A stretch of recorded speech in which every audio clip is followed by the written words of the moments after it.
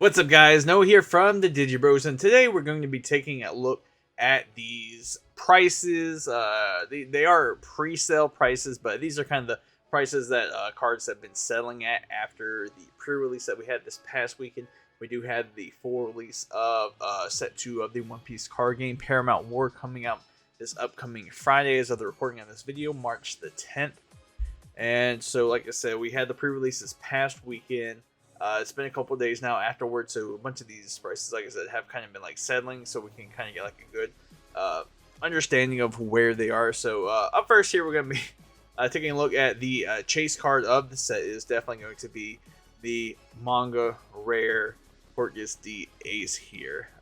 He has a very steep price of 12,000 biddy, basically, and just going up, and it's crazy how this isn't a ton of them on the market, but if we look at like other cards like we're about to like go through, there's definitely a lot more manga aces on the market than there are other cards. Very interesting to note. Like I said, if you pulled this in your pre-release, congratulations, or to all those people in the future who do pull this, once again, congratulations. Absolutely gorgeous card. I absolutely love it. So we're just gonna go and get to the rest of it. So up first we do have, up second, we do have Daddy Whitebeard here. Absolutely gorgeous card. He is pushing that 224 and going up from there. So like I said, in comparison to the manga rare ace, there's only like 5 or 6 of these Whitebeards on the market right now. And like I said, he's already demanding a $225 price tag. Once again, these are pre-sale prices, but like I said, prices have been fluctuating all over the weekend. So I do think that Whitebeard here is going to maintain a very high price point moving forward, even after the full launch, because he just only gets better as like the format progresses. Set 3, whenever it comes out, Whitebeard gets a ton of support in that. I definitely think that alternate art Whitebeard is going to maintain just a really high price, and also a very iconic character from the series. Moving on, we do have Sanji up next. It's very interesting that Sanji here, the blue-green, has such a high price. Once again, there's only a couple of these on the market. It looks like they have been selling the past couple of days.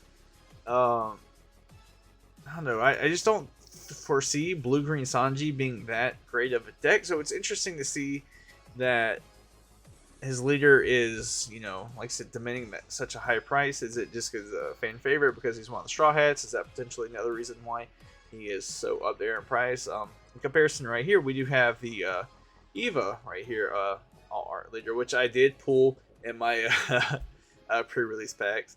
So it's 165, and quickly going up. And there's a decent amount of Evas over here on TCG Player, and we take a look. It's just dropped over the past like couple days. So Eva's looking at about 165, which I think Eva is a very strong blue deck going into the second format. And like I said, I just don't understand why Sanji's price is so high in comparison to like other R leaders that are really good. Speaking of Daddy Whitebeard, once again, get a little bit of that chest action. There we go. All art super rare Whitebeard, looking at solid 166 and just going up from there. Once again, he has come down a little bit over the past couple days. Nothing too crazy, but for all these red players that really want to flex, they just want to have that max ready Whitebeard deck, go for it, but just know it is going to be a little on the pricier side. So we also have Smoker over here. Once again, he's looking about $200. He's also been trending up over the past couple days. Look at you, Smoker. I know a lot of players have been anticipating the black strategy is going to be the newest color, and with this being the first leader that's for the color, as I know we do get the star decks coming out March 10th, the same day as the full release of the set, but he is going to be the only pure black leader right now. We do have the dual color red, black, purple, black with the Garp over here and the Zephyr, which we'll touch on in a bit. But it's interesting to see that Smoker is demanding, such a high price. I wonder if he's just like hyping them. Uta for the secret rare alternate art right here. I'm curious why this Uta has a higher price than the Kuzan. Because this Uta is not that particularly good, or Kuzan is. Just interesting that she is the more expensive of the two alternate art secret rares. And she's looking like $123 right now. I do know that the mangaka of The Promised Neverland did do the art for this one. Maybe it's like a collector's thing. Touched on Garp just a little bit, but our first red black dual color leader, very cool. 140, just trending. Ooh, he's been going down then back up. Very cool. Looking about 140. Once again, I feel like a bunch of players realized after the first set the sheer demand on these alternate art leaders, so a lot of people are just scooping theirs up early, just gonna go on and buy that bullet. So we do have another Nami alternate art. Looks like every set when we get all our Nami, she's gonna be one of the chase cards. You know, and Nami, absolute fan favorite, one of the straw hats. Looking like this one's chilling at about 140. A little high, TBH, because I know how good the green film stuff is going to be in comparison to just the red straw hat stuff that was the previous Nami with her all arts. We also do got a good old Kinemon for our leader. About 140. There's only two of them, two listings over here. Looks like he's slowly been trickling down, which is interesting because I know Kinemon has been really hyped up going into this format. I know a bunch of players at my locals, they've been hyping it up. Digibros Levi, he's been really enjoying the Kinemon deck as well. So it's very interesting. So Zephyr right here, as a bunch of people call it the metal call for the format. I don't know. Purple black, I mean, there's some synergy being able to reduce the cost of stuff and then being able to hit stuff with like Kings and Who's Who and stuff like that. But I don't know if purple black is going to be the move.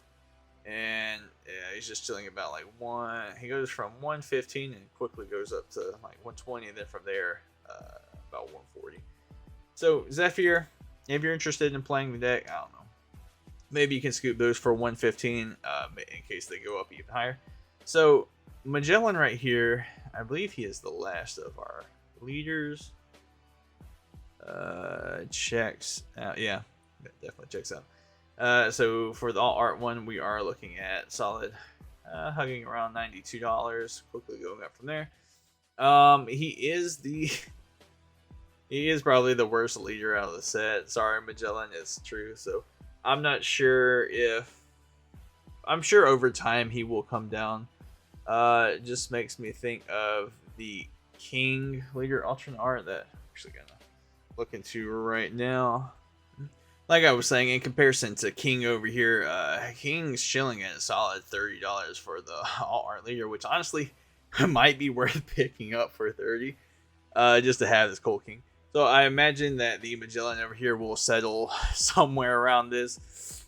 Poor purple, their alternate art leaders just aren't doing that great. And then we do have the alternate art ace right here, the dabbing ace, as I say. Once again, it's the same artwork that is on the manga ace. He just doesn't have the manga background. And right now he's looking at basically $100. I'm interested on where that one will settle because he does have the manga rare. So I'm curious if, with this being the next highest rarity, if it'll maintain like a higher price tag in comparison to some of the other super rares, because he's just a super rare. And then up next, we do have the Kuzan secret rare right here. This is going to be the alternate art. Once again, pushing $100, just about. A very good looking card. I did pull another one of these as well. Very, very cool. Moving on, we do have Marco. Marco chilling about 87 before shooting up to over 100. Really, Marco. Man, it looks like maxing out on the Whitebeard's not going to be the move for me anytime soon. Odin right here looks like he's just been trickling down, which is very interesting because he is at 66 before quickly rising. Odin right here is an extremely good card. I know a bunch of green decks, both Kinemon and Kid, are definitely going to play him. He's basically the Kid leader where he can restand himself, which is really, really good. So this is interesting right here. So the Kuzan alternate art is going to be the most expensive out of the admirals. Looks like the cheapest one's right around 80 before going up from there. Which I believe out of the 3 super rare admirals that the Kuzan is actually the cheapest, which we'll get to that further on in the video. But that's very interesting to note how it kind of like flips like that. So do we have the Sakazuki? Does anyone else just hate that they actually gave them their real names? It's so hard not try not to call him Aki Inu, like literally every time. Once again, gorgeous card. Chilling around 60. Really, the most expensive one we got here is at 70. Very good looking card. Oh, Aki Inu there.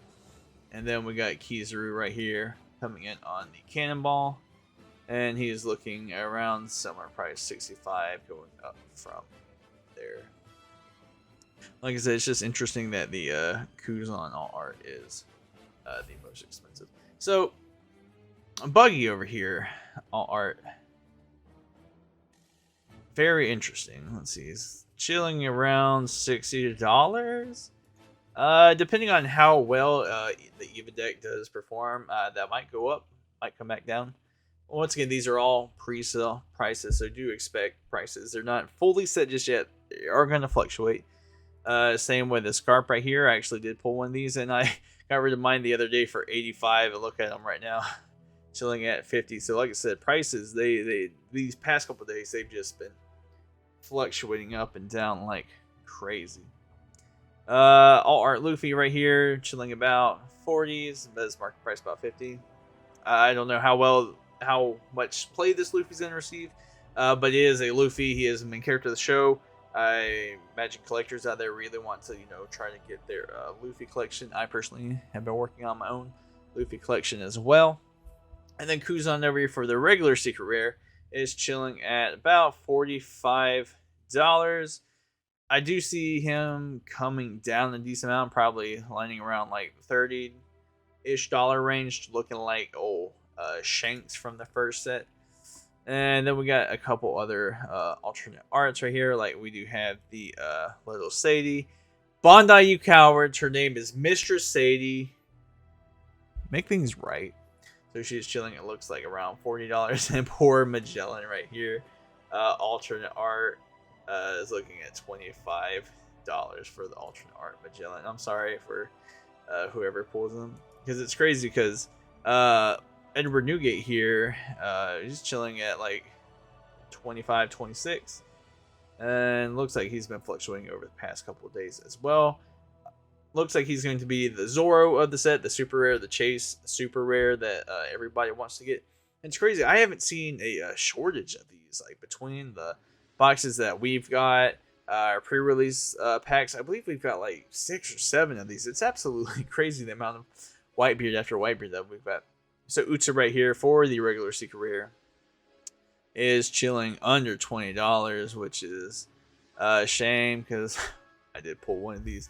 I remember looking the other day, they were 45, and I was thinking, oh man, I need to go on and flip this then.